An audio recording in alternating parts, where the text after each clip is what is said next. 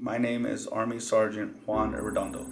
In 2005, I was injured by an IED while serving in Iraq.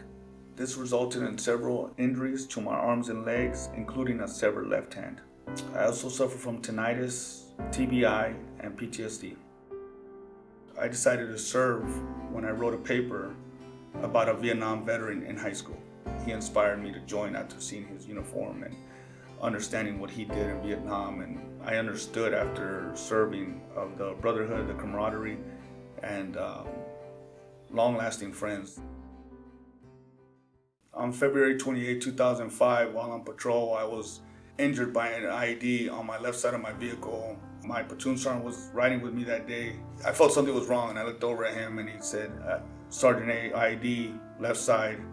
So I just put my head down and I tried to power through the vehicle, through the explosion. We were in the kill zone. The bomb went off, detonated really quick, and immediately severing my left hand, shrapnel to my legs, and my right arm was broken. My medic saw us get blown up, and he was on his way down.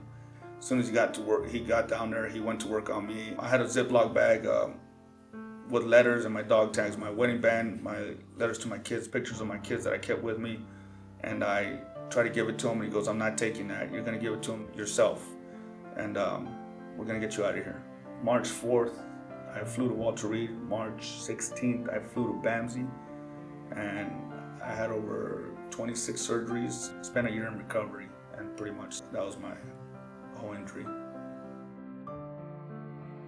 In the home I live now, it's a 2-story home, and I hardly go upstairs. I don't go upstairs unless I need to go upstairs where my kids' rooms are. I only use about 50% of the house. Trying to shower or get down in the bathtub. The bathtub is really small, and it's really there's no handles. That's very tough for me. I lost feeling in my left leg before, where I had to have an extra brace on my left leg, and I lost use of my right arm for 45 days at one point. So it was almost like living without 2 arms. And door handles, open doors.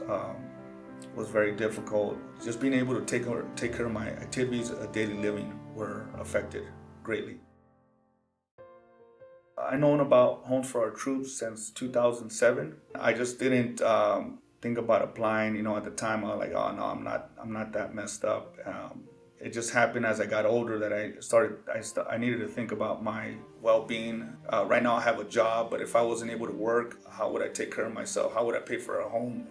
My brother and his wife told me, you should apply for one of the homes. And I always heard the Homes for Our Troops and all the great work they did, and how they support the community, and how they keep supporting the warriors after they receive their home. And they don't just give you the home. They want to know what you're doing. They want to know, if you've taken on another job, starting your own business. You could build a house, but it's hard to make it a home. And it's a lot easier with a lot of the stresses removed, obstacles that are removed throughout the house. So the new things I'm looking forward to in the new home are going to be the automatic doorways they put in, the handles on the bathtub, the larger bathtub where I could actually dip my whole body into, and the shower, the handles they put everywhere so you can grab on, and the bigger doorways, how the sidewalk around the whole house. I mean, that's pretty cool. Having an accessible home, it'll take away a lot of obstacles. I have many dreams and maybe many hairy, audacious goals, like climbing Mount Everest one day. But Mount Everest could be anything to anybody. It doesn't have to be necessarily the mountain of Mount Everest. It could be being able to, just be more available to the community and being able to help others. You got to be able to take care of yourself before you can take care of others. So that's what I'm doing. Without Homes for Our Troops being there for our servicemen and women, it would be very tough. Whether you're a man or a woman in service, being able to provide for your family is one of the biggest things. And that's what Homes for Our Troops gives back to a lot of people, is their independence. For our supporters and donors and everyone that this video reaches, I just want to say thank you, and from the bottom of my heart, I'm truly grateful and honored to be receiving a home. I just am blessed. Having a Homes for Our Troops home built means the world to me, and it means finally having a home. I've moved around the country ever since I was 18. For the past 25 years I've been moving around. I finally found a spot where I have a house built and have built a home with my family. There's no words for that, and I am truly grateful for this home.